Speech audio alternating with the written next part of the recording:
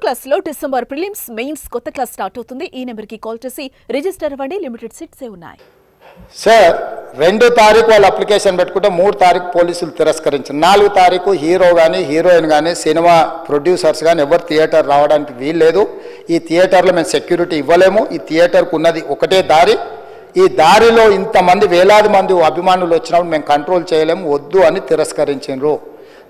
తిరస్కరించిన తర్వాత కూడా 4 తారీఖు 9:30 ప్రాంతంలో హీరో రావడం జరిగింది. రావడం కారులో వచ్చి థియేటర్లో పోయి సినిమా తెచ్చి మళ్ళీ కారులో వెళ్ళిపోతే పెద్దగా ఇంత ఇబ్బంది జరుగుతుండేనేమో లేదో నాకు తెలియదు. కానీ ఎక్స్రోడ్ చౌరస్తా కంటే ముందు నుంచే కారులో రూఫ్ టాప్ ఓపెన్ చేసి రోడ్ షో చేసుకుంటే థియేటర్లో పోవడంతో ఆ చుట్టుముట్టుతున్న 7-8 థియేటర్లలో ఉన్న సినిమా అభిమానులు మొత్తం ఇక్కడికే రావడంతో వేలాది మంది జమ అయినారు. ఆ గేట్ ఒక్కసారి హీరో కారు లోపలికి పంపించడానికి ఆ ఉన్న గేటు తెరవడంతో వేలాది మంది ఒక్కటేసారి ఉప్పెనలాకి వచ్చారు.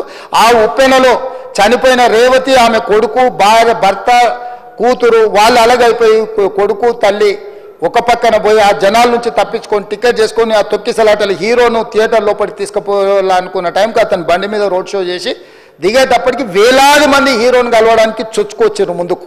అసలు అంటే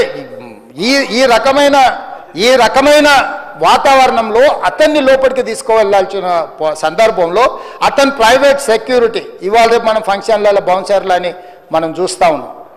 50-60 మంది సరిగ్గా లెక్క తెలియదు, 50-60 అయినా అంటున్నారు, నెంబర్ 4 ఎక్కువ తక్కువ. ఆ బౌన్సర్లు అందరు మీదికి వచ్చే అందరు అభిమానులను విపరీతంగా అడ్డంగా ఎట్లా పడితే అట్లా తోయడంతో అటు నుంచి అభిమానులు హీరోని చూడాలి, కలవాలని ఒకవైపు నుంచి వాళ్ళని హీరో దగ్గరికే రానియొద్దని ఆయన ప్రైవేట్ సెక్యూరిటీ వెనక్కి నెట్టడం వల్ల ఈ తొక్కిసలాటలో హీరో థియేటర్కి వెళ్ళి లోపలికి వెళ్ళి చూసినాక పోలీసులు ఈ మొత్తం క్రౌడ్ని ఈ మొత్తం అక్కడ ఉన్న జమైన జనాలను అందరిని కూడా తీస్తే ఒక తల్లి కొడుకు అక్కడ శవాలుగా పడి ఉన్నారు.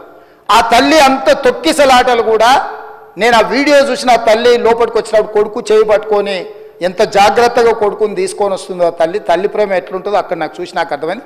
ఆ శవాలుగా మారిన తల్లి కొడుకు చెయ్యి ఇడవలే అధ్యక్ష, అట్లే చెయ్యి బిగ్గర పట్టుకొని పోలీసు వెళ్ళి చూస్తే ఆ తల్లి ఆ పిల్లగాడు ఆ తల్లి ఆ చెయ్యి వదలకుంటే కన్నబిడ్డను పట్టుకుని తల్లి చచ్చిపోయింది అధ్యక్ష.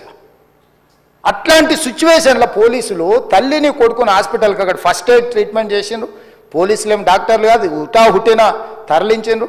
హాస్పిటల్కి వెళ్ళిన తర్వాత తల్లి చచ్చిపోయింది, పిల్లోడు కోమాలు ఉండు. ఆల్మోస్ట్ పోలీసులు పిల్లవాడు కూడా చచ్చిపోయింది అనుకున్నారు. బ్రెయిన్ డెడ్ అయింది, ఆక్సిజన్ అందక ఆ అబ్బాయికి.